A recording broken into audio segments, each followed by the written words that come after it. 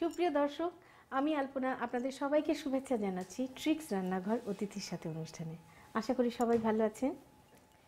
আজকে আমি আপনাদের একটা বিশেষ ধরনের নিরামিষ রান্না শেখাবো। আপনারা অনেকেই মোচা খেয়েছেন। আরেকটা জিনিস কলা গাছের আছে, সেটাকে বলে ভারালি, মানে কলা গাছের মাঝখানের কচি গাছটা। সেই ভারালি এবং মোচা দিয়ে অসাধারণ একটা নিরামিষ আপনাদের করে দেখাবো। সেই নিরামিষটা রান্না করার আগে চলুন আমরা একটু দেখে আসি এটা রান্না করতে কি কি উপকরণ লাগবে।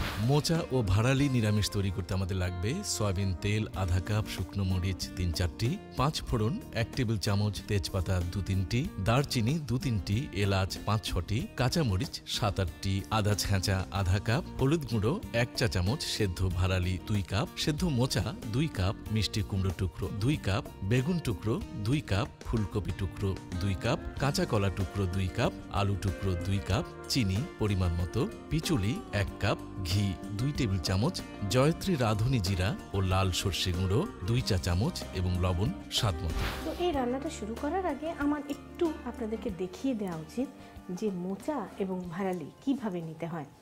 বাজারে অনেক সময় আপনারা মোচা পেয়ে থাকেন এই রকম।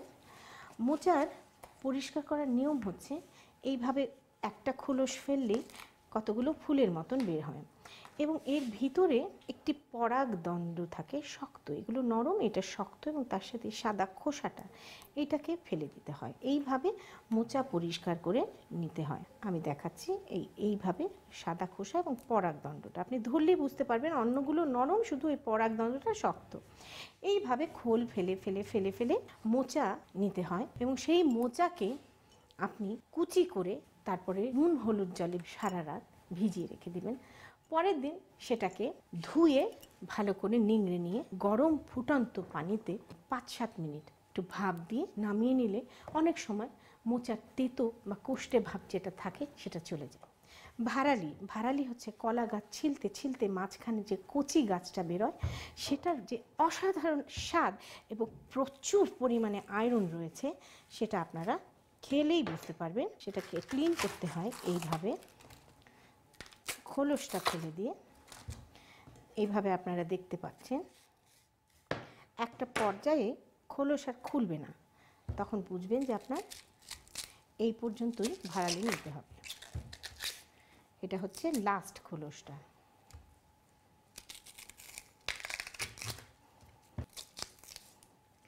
এইভাবে পরিষ্কার করে ভাড়ালি নেওয়ার পরে তাকে বটি দিয়েও নিতে পারেন, ছুরি দিয়েও নিতে পারেন, পাতলা পাতলা চাক চাক করে কেটে তারপরে আবার সেটাকে এইভাবে কুচি করে কেটে নেবেন। তারপরে সেটাকে ফুটন্ত গরম পানিতে ৫-৭ মিনিট বলক এনে এর কোষ্ঠে ভাবটা চলে যাবে এবং সেটা আপনার নিরামিষ রান্নার জন্য উপযোগী হবে। এখন আমরা মূল রান্নায় চলে যাব। নিরামিষ রান্নার মূল জিনিস হচ্ছে ফোড়ন।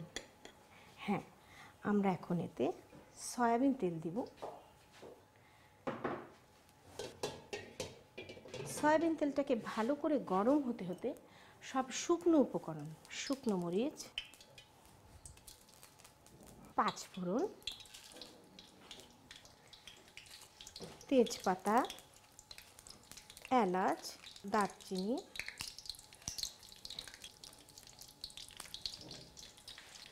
এইসব দিয়ে ভালো করে ফোড়ন দেব। ফোড়নটা যদি ভালো মতো না হয় তাহলে তরকারির সুন্দর গন্ধটা হয় না।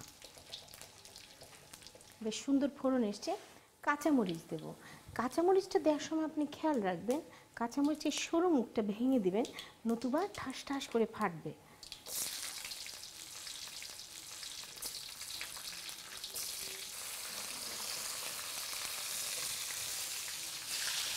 এবার এতে যেটা যোগ করব সেটা হচ্ছে বেশ খানিকটা আদা ছেঁচা, যা এটার ফ্রেগরেন্সকে ভীষণভাবে বাড়িয়ে দেবে। বেশ খানিকটা আদা ছেঁচা, অসাধারণ একটা স্মেল হবে। এতে দেব সামান্য হলুদ, একটু কষানো হতে হতে সব সবজিগুলো দিয়ে দেব। সেদ্ধ করা ভাড়ালি, সেদ্ধ করা মোচা, আপনারা নিরামিষ অনেকেই করেছেন, কিন্তু মোচা ভাড়ালি দিয়ে করেছেন কিনা আমি জানি না। 2 কাপ করে দিচ্ছি মিষ্টি কুমড়ো, এরকম কুচনো বেগুন, ফুলকপি, কাঁচা কলা, আলু। আপনার যদি ফুলকপির দিন না হয় তাহলে আপনি পটল দিতে পারেন, বরবটি দিতে পারেন। এবার আমি এতে দেব নুন পরিমাণ মতো এবং চিনি।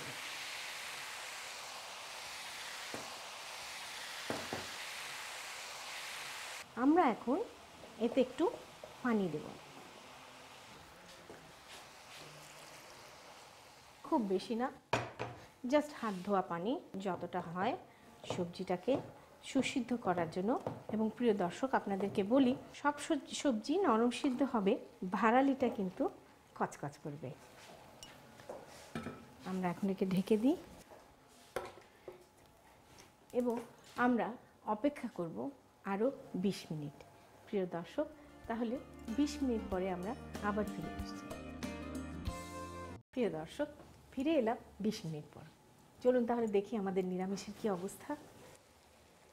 আহা, যা সুগন্ধ বেরিয়েছে, সব সবজিগুলো কি সুন্দর মজে এসছে, আপনি দেখুন।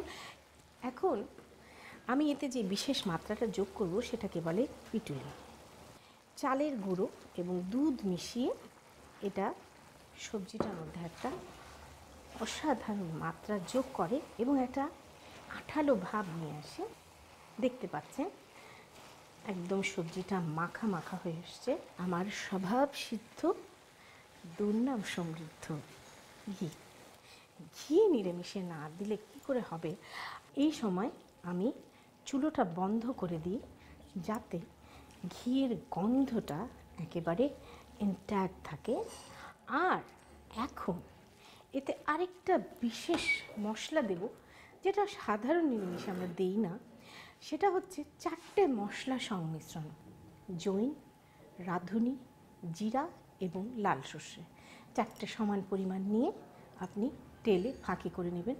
সেইটা এর উপরে একটু ছড়িয়ে দিলে যেই অসাধারণ একটা সুগন্ধ হবে তা আপনারা করে খেলেই বুঝতে পারবেন। তৈরি হয়ে গেল আমার থোর আর ভাড়ালির নিরামিষ। আমরা এখন পরিবেশন করব।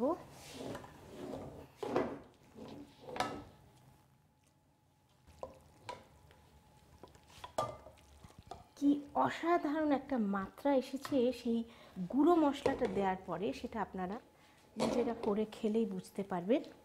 প্রিয় দর্শক, আপনাদের সবার জন্য তৈরি হয়ে গেল মোচা ও ভাড়ালির নিরামিষ। আপনাদের সবার সুবিধার জন্য চলুন এটার প্রণালীটা আরেকবার দেখে আসি। প্রথমে একটি পাত্রে সয়াবিন তেল, শুকনো মরিচ, 5 ফোড়ন, তেজপাতা, দারচিনি, এলাচ, কাঁচামরিচ, আদা ছেঁচা ও হলুদ গুঁড়ো দিয়ে ভালো করে কষিয়ে নিন। তারপর এতে সেদ্ধ ভাড়ালি, সেদ্ধ মোচা, মিষ্টি কুমড়ো টুকরো, বেগুন টুকরো, ফুলকপি, কাঁচা কলা, আলু টুকরো, লবণ, চিনি ও পানি দিয়ে ঢাকনা দিয়ে ঢেকে 20 মিনিট জাল দিন। এবার এতে পিচুলি, ঘি ও জয়ত্রী, রাঁধুনি, জিরা ও লাল সর্ষে গুঁড়ো ছড়িয়ে সামান্য নেড়ে পাত্রে তুলে পরিবেশন করুন মোচা ও ভাড়ালি নিরামিষ।